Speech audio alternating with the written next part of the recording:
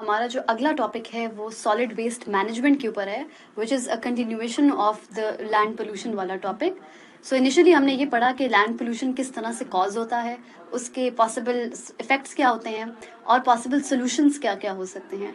Now we are going to move on to solid waste management और देखेंगे कि क्यों ये नेसेसरी होता है in the first place. Moving on to कौन कौन से तरीके हैं सॉलिड वेस्ट मैनेजमेंट के.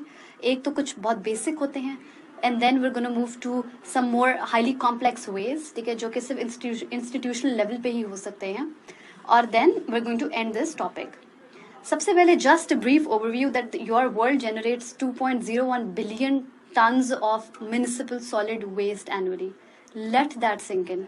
इतना ज़्यादा waste generate होता है जिसमें से more than half is a little unnecessary also. Unless urgent action is taken, global waste will increase 70% to almost 3.4 billion tons by 2050.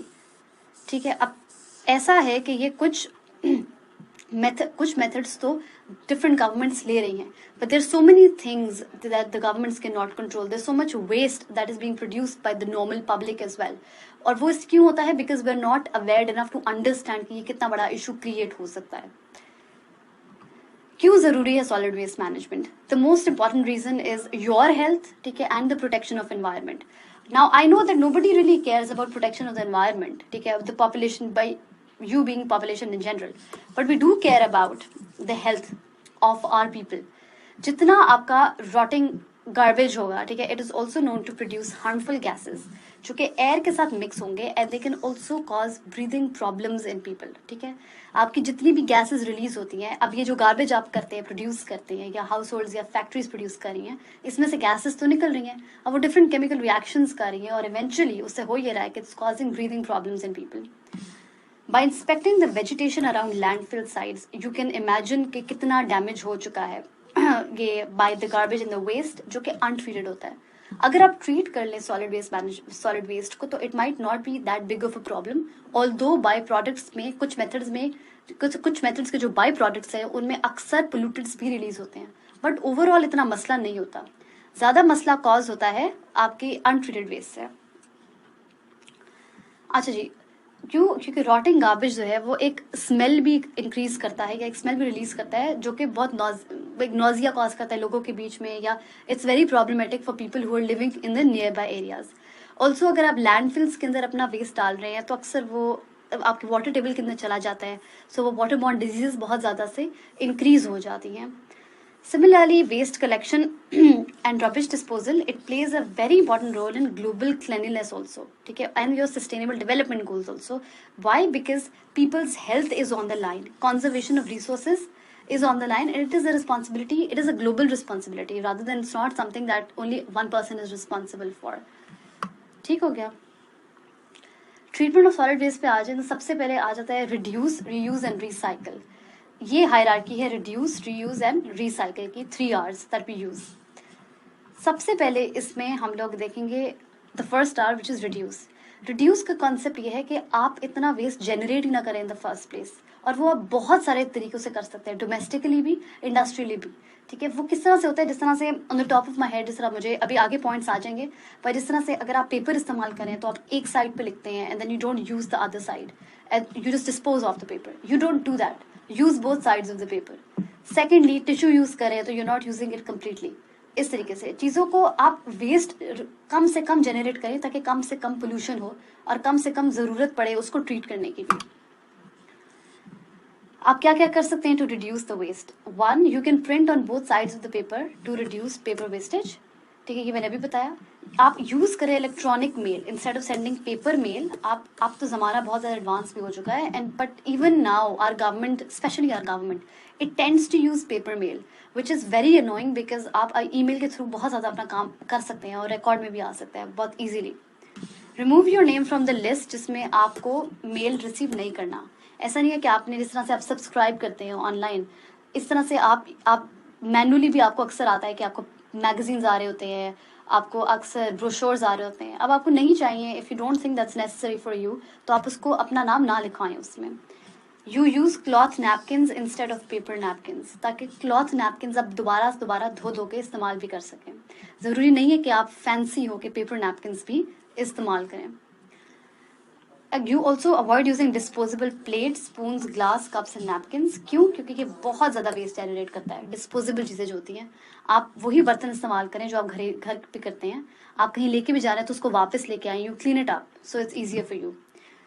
उसके बाद यू अवॉइड बाइंग आइटम्स जो कि ओवर पैकेज्ड है with foil, paper and plastic. Excessive जो packaging होती है वो सारी की सारी वेस्ट में जाती है और अंदर जो चीज़ें आपको सिर्फ वही चाहिए होती है. उसके बाद आप ऐसे गुड्स इस्तेमाल करें जिनकी वारंटी ज़्यादा है, जो कि आपको पता है कि लॉन्ग लास्टिंग है. आप you know that they are going to be beneficial for you for a very long time. तो आप वो चीज़ें इस्तेमाल करें. ठीक हो गया. सेकंड जो चीज़ है वो है reuse.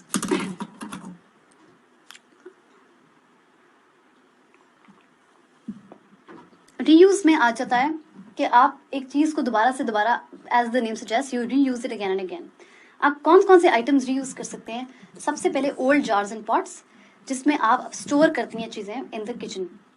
They can also be use to store loose items together, such as computer wires हो गई चीज़ें.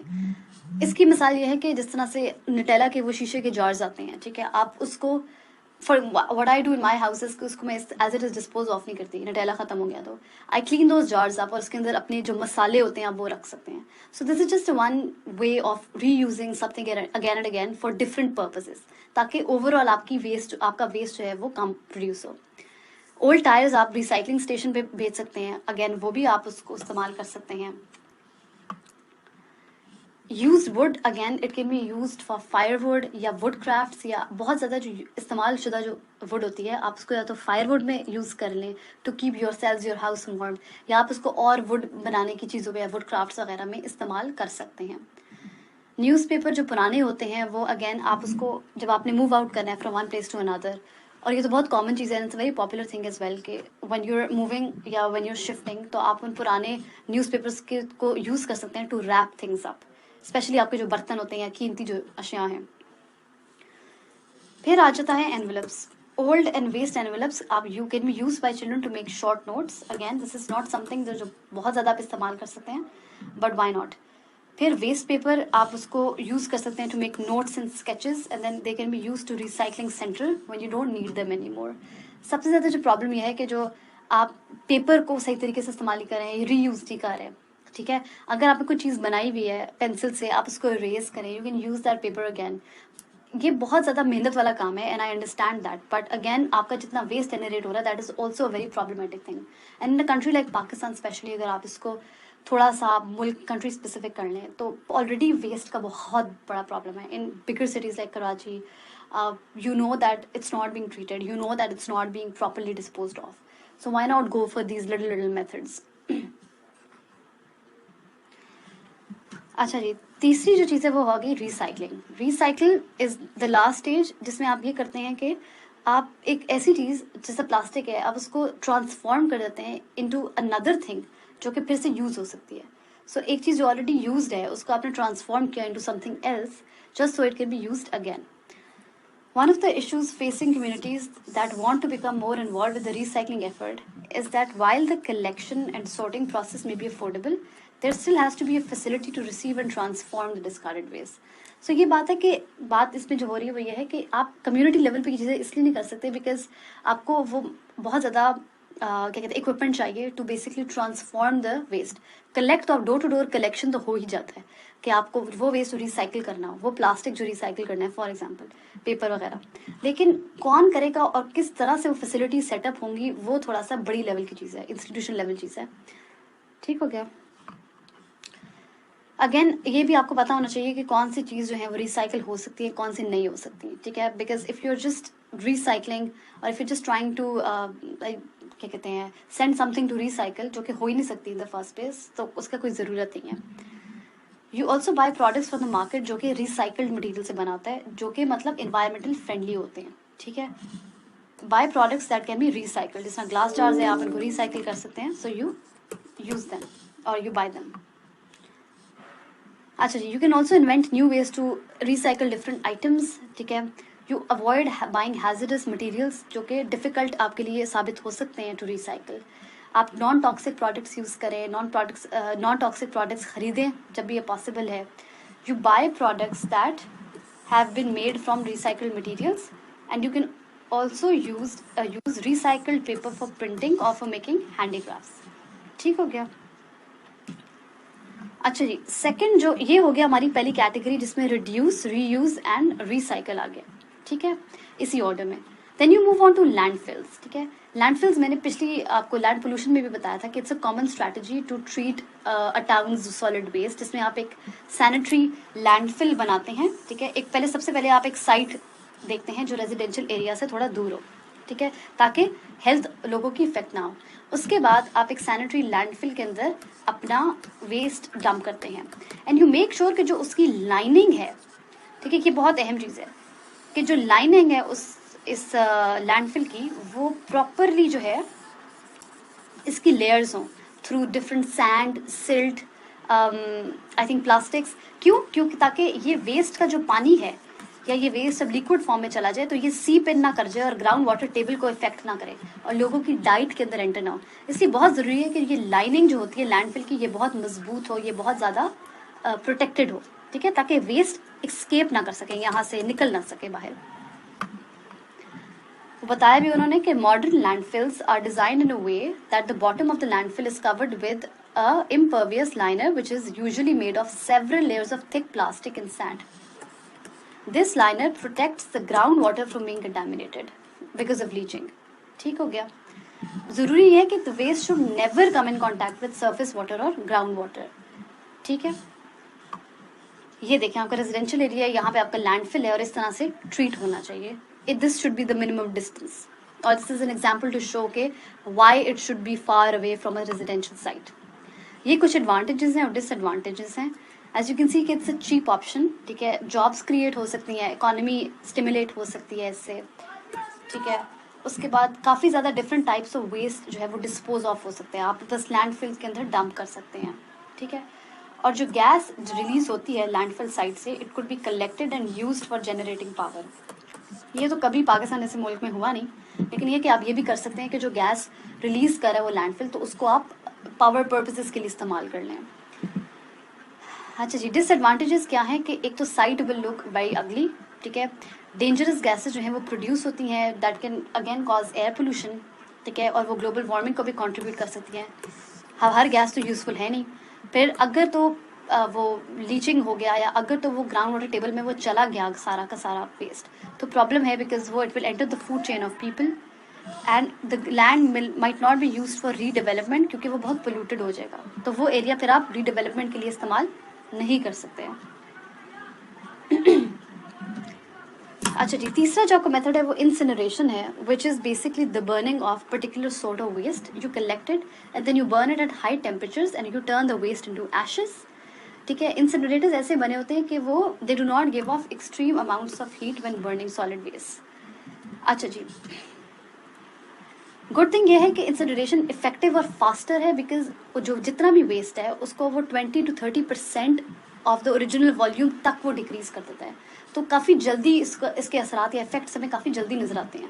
मतलब क्या कहते हैं, जो डंपिंग है या जो लैंडफिल्स हैं उसमें बहुत ज़्यादा आपको टाइम लगता है to get rid of the waste. Modern incinerators में वेस्ट जो है it is burn inside a furnace. ठीक है, और उसकी प्रॉपर कंडीशंस होती हैं उस फर्नेस की जिसके अंदर वो बर्न हो रहा होता है। और वो जो बर्निंग है it takes place through primary combustion and secondary combustion. दो मतलब उसके स्टेजेस हैं जिससे वो वेस्ट जो है उस फर्नेस के अंदर या उस इक्विपमेंट के अंदर बर्न हो रहा होता है। प्राइमरी में क्या है कि जी मॉइस्चर उसका ख़त्म कर देते हैं उसके वेस्ट से और आपका वेस्ट जला देते हैं। सेकेंडरी में क्या है कि जो बची कुची अनबर्न गैसेज हैं, ये छोटे छोटे पार्टिकल्स हैं, ठीक है, दे आर ऑक्सीडाइज्ड, उसमें से जो स्मेल है, जो बू है, उसको एलिमिनेट करके, ठीक है, they reduce the amount of fly ash. तो जो एग्जॉस्ट हो रहा है, जो आपकी गैसेस एस्केप कर रही हैं, उसको भी क्लीन करके, स्मेल निकाल के और उसकी क्वांटिटी रिड्यूस करके फिर वो एग्जॉस्ट हो रही होती है या वो निकल रही होती हैं। इसके भी एडवांटेजेस और डिसएडवांटेजेस हैं जो कि हम देख लेते हैं। एडवांटेजेस ये हैं कि सिग्निफिकेंट रिडक्शन, बहुत ड्रास्टिक चेंज आता है आपके वेट या वॉल्यूम ऑफ स्लज में।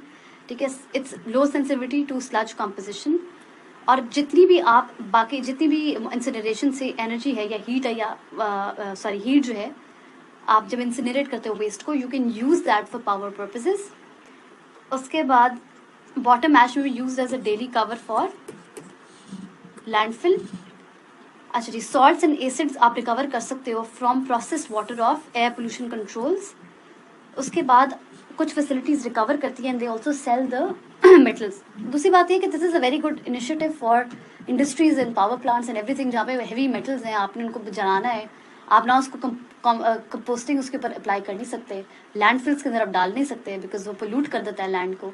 तो अच्छा है कि आप उसको इंसिनरेट कर रहे हैं। तो it's very, I think it's very efficient in terms of industrial uses as well. Disadvantages क्या हैं कि हाँ, the use of large quantities of excess air in order to maximize the conversion of hydrocarbon based sludge, ठीक है, बस you just need to know that it produces carbon dioxide sometimes। उसके बाद cost जो है इसकी, initial cost, I am not gonna look at this, initial cost जो है वो बहुत ज़्यादा है इसकी इंसिनरेशन की। रनिंग कॉस्ट होगी, चलो वो बाद में आती है, लेकिन जो आपने इक्विपमेंट सेट करना है तो उसकी कॉस्ट बहुत ज़्यादा है। Cost of air pollution controls में exceed the cost of energy conversion equipment. Again जो कॉस्ट है कि एयर पोल्यूशन कंट्रोल सेटअप करने की, कि आपकी उस इंसिनरेटेड वेस्ट से पोल्यूट ना हो air, that is going to be more than the cost of energy conversion equipment. अच्छा, in some cases the ash may be dewatered to meet land disposal restrictions, और process water from air pollution controls eventually discharge हो जाता है to a waste water treatment plant to not increase cost of treatment equipment. आखिरी जो हमारा method है of disposing solid waste, that is composting, ठीक है, विच एज द नेम सजेस्ट, आप यू बेसिकली जो जितना आपका वेस्ट डीकम्पोज हो सकता है उसको कलेक्ट करके यूज, आप माइक्रो ऑर्गेनिजम्स जो हैं उसके ऊपर क्या कहते हैं, उससे आप उस वेस्ट को ट्रीट करते हैं और फिर उस वेस्ट का वॉल्यूम रिड्यूस होता है। कंपोस्टिंग की डेफिनेशन देख लें, it is a biological process in which the organic portion of refuse is allowed to decompose under carefully controlled conditions। Microorganisms और माइक्रोब्स जो होते हैं वो मेटाबलाइज करते हैं उस वेस्ट को and reduce its volume as much as 50%। लेकिन इस 50% तक कम होने तक इसको बहुत टाइम लगता है। इतनी जल्दी माइक्रो ऑर्गेनिजम्स एक्ट नहीं करते, वो डिकम्पोजिशन जो होती है वो बहुत टाइम लेती है। लेकिन जो प्रोडक्ट हमें मिलता है उसका नाम होता है, उसको बोलते हैं हम कंपोस्ट, ठीक है। अच्छा जी, due to the lack of adequate space for landfills, biodegradable yard waste is allowed to decompose in a medium design for the purpose. So कभी कभी जब आपको लैंडफिल्स की जगह नहीं मिल रही थी, you go for composting for things that can be done, that जिसके ऊपर कंपोस्टिंग हो सकती है, क्योंकि सिर्फ बायोडिग्रेडेबल वेस्ट जो है सिर्फ वो कंपोस्ट हो सकता है। आप हर चीज़ आपकी कंपोस्टिंग के प्रोसेस के अंदर नहीं आ सकती, ठीक है, जिसके ऊपर आपके माइक्रो ऑर्गेनिजम्स उसे डीकम्पोज कर सकते हैं, वो बायोडिग्रेडेबल वेस्ट जो है वो आपका कंपोस्टिंग के प्रोसेस के अंदर आ सकता है। और जो फाइनली आपको प्रोडक्ट मिलता है, another benefit of this is which should come in advantages later, that वो जो कंपोस्ट है it can be use for agricultural uses because वो बहुत, it is good quality environmentally friendly manure is basically formed from the compost. तो आप उसको बाद में एग्रीकल्चरल पर्पजेस के लिए भी इस्तेमाल कर सकते हैं। ये देख लीजिएगा कुछ प्रोज एंड कॉन्स हैं कंपोस्टिंग के। यू डोंट, जो मैं प्रोज एंड कॉन्स बता रही हूँ सारे मेथड्स के, you don't need to know all of them, but ये है कि उनमें से 4-5 जो है वो याद रख लीजिएगा हर टॉपिक के। सो प्रोज क्या है कि आपकी सॉइल क्वालिटी ऑब्वियसली बहुत इंक्रीज कर जाती है, ठीक है, when you are using the manure is well, ठीक है। स्ट्रक्चर ऑफ द सॉइल आपका एनहांस कर जाता है, काफ़ी चीप सॉइल कंडीशनर है ये, ठीक है, और एज अ फर्टिलाइजर आप इस्तेमाल कर सकते हैं, ठीक है, वेस्ट इससे कम होता है। It is very easy to produce compost, ठीक है, वेरी इको फ्रेंडली, ठीक है, and education for your kids as well. Cons क्या है कि इनिशियल इन्वेस्टमेंट इसमें रिक्वायर्ड होती है, स्मेल बहुत ज़्यादा होती है इसमें, ठीक है, neighbours might complain, it may attract a lot of insects, it may attract a lot of animals as well, and it needs some monitoring. Spread of diseases हो सकता है, अक्सर हो सकता है, if it is attracting a lot of animals as well, ठीक है, and then it is not suitable for all kinds of organic waste. Again एक सर्टन पोर्शन या एक सर्टन काइंड ऑफ वेस्ट होता है जिसके ऊपर आप कंपोस्टिंग अप्लाई कर सकते हैं।